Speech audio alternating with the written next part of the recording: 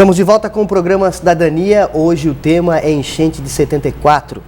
Eu tenho aqui no estúdio o professor Maurício da Silva e também Rafael Marques, ele que é secretário de Defesa Civil. Professor, na área da educação, nas escolas do município de Tubarão, não deveria de ter alguma, não sei, uma disciplina, mas alguma atividade mais forte voltada para essa questão da enchente de 74 e também do Rio Tubarão? O que o senhor acha? Marcos, a lei 3289/2013, que define toda esta programação, já determina que as escolas, principalmente nesta semana que antecede o aniversário da tragédia de 74, trabalhe mais intensamente as formas preventivas, não é? Tu tens toda a razão, uma cidade como a de Tubarão é sujeita a enchentes. Todos nós tubaronenses temos que saber o que fazer para prevenir e, se por acaso as águas transbordarem, como fazer para se defender. Isso tem que fazer parte do conhecimento de todos nós. E nada melhor do que o aprendizado através da escola, né? Que a escola se ocupe e não precisa criar uma disciplina específica para isso. Os professores podem trabalhar transversalmente nas mais diversas disciplinas, claro, de forma planejada, porque se deixa para amanhã, também não tem dificuldade para deixar para depois da manhã e para depois da manhã e acaba não fazendo. Então, dentro de um planejamento das escolas, nas mais diversas disciplinas, faz-se necessário trabalhar, repito, não só a prevenção, como a reação eficiente, caso a prevenção não seja devidamente suficiente. Rafael, a Defesa Civil tem esse lado educacional relacionado a isso, trabalho com as escolas? Sim, a preocupação da Secretaria de Defesa Civil, até para cumprir a Lei 12.608 de 2012, de agosto de 2012, na verdade a lei que regulamenta a Defesa Civil no Brasil, na qual ela inclusive mudou o nome de Defesa Civil para Proteção e Defesa Civil, e lá dentro dessa lei cita que todos os estados e todos os municípios deverão inserir a educação preventiva dentro da sua grade. Essa lei ainda, esses trâmites para a questão das escolas ainda está em elaboração, mas já existe, já tem uma citação. E a nossa preocupação já nessa gestão com este tema, tanto é que a gente já conversou várias vezes com a secretária de Educação, com a Lúcia, e até para mostrar que a gente já iniciou um trabalho, nós instalamos 2 pluviômetros, são 2 equipamentos que medem chuva em 2 escolas municipais. A gente instalou numa do estado e 2 do município. Uma aqui no Sertão dos Correias e outra aqui no bairro Deon,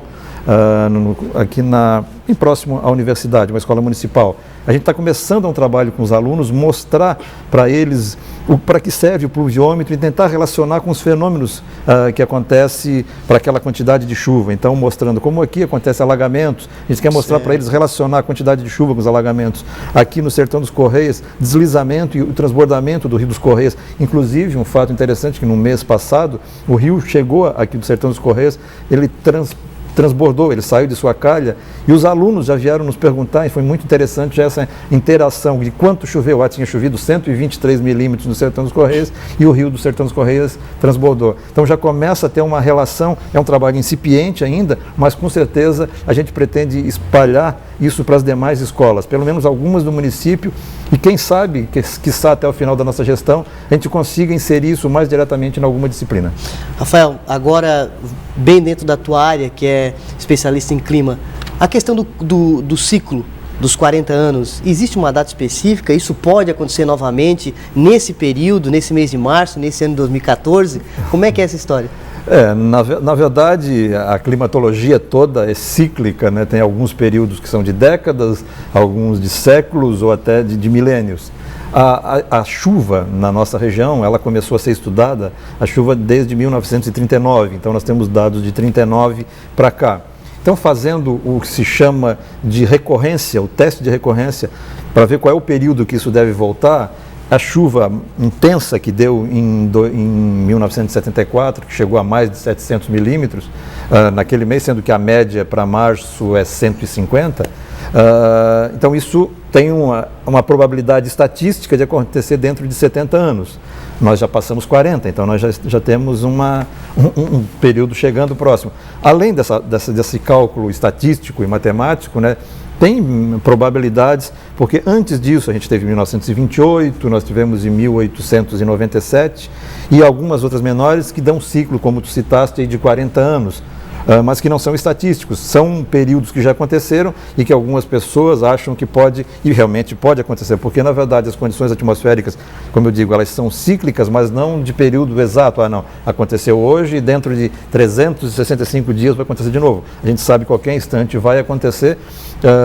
Até hoje não voltou àquela mesma condição que foi em 74, um sistema de alta pressão parando no oceano, jogando a quantidade de umidade para cá, facilitado pelo vento leste. Felizmente a gente não teve essa repetição, mas a partir do momento que essa condição atmosférica se repetir, certamente nós teremos um fenômeno idêntico, e por isso nós estamos desde 2009 trabalhando para que, caso ocorra, os danos sejam muito menores, né, que as pessoas não tenham as perdas dessa quantidade de pessoas que tiveram em 74. E só para lembrar que quando foi falado aqui, o Maurício falou que a gente tem que pensar na região, não só Tubarão, porque quando a gente diz 199 pessoas morreram, que a gente sabe que foi mais do que isso, mas não foi só Tubarão, na verdade foi em toda a região, até Criciúma. Se vocês sabem que em Criciúma houveram mortos em 74 em função do mesmo fenômeno. Então a gente precisa pensar um pouco mais macro, em toda a bacia, em toda a região sul, porque não adianta mexer no Rio Tubarão só no centro da cidade, a coisa é muito mais ampla. A citação do Maurício e ontem contribuição de pessoas que estavam na reunião em relação à questão do desmatamento e tudo mais, que isso engloba uma série de ações junto à região, mas que infelizmente a gente estudando e vê que esse fenômeno irá se repetir, não tenha dúvida. Olha, nós chegamos ao final do programa, professor Maurício, Rafael, quero agradecer a presença de vocês aqui, falando sobre essa questão da enchente 74, o seminário que foi realizado, e tomara que realmente as ações de prevenção sejam, né, professor, colocadas em prática para que se possa evitar ou então amenizar, né, quando acontecer outro fenômeno desse. Obrigado pela participação. Isso, o nosso esforço é neste sentido, e nós precisamos também fazer um agradecimento público à TV Unisul por ter trabalhado essa temática durante as semanas anteriores, trazendo os depoimentos daquelas pessoas que sofreram com a enchente de 74. Isto ajudou a mostrar àqueles que não sofreram que o fenômeno existiu, arrasou de fato a cidade, vidas foram perdidas e vidas não são recuperadas. E quero aproveitar também para agradecer todos os membros da comissão organizadora, onde ninguém mediu o esforço para atingirmos os objetivos, assim como atingimos no dia de ontem, e que são fundamentais, repito, para alavancar os recursos para as grandes obras que nós precisamos, para que novamente não sejamos colhidos por uma tragédia como aquela de 74 e as anteriores. Obrigado, professor. Rafael, obrigado pela participação também. Eu agradeço e estamos à disposição. E assim, então, nós encerramos mais um programa Cidadania. Agradeço a sua companhia, obrigado e até a próxima oportunidade.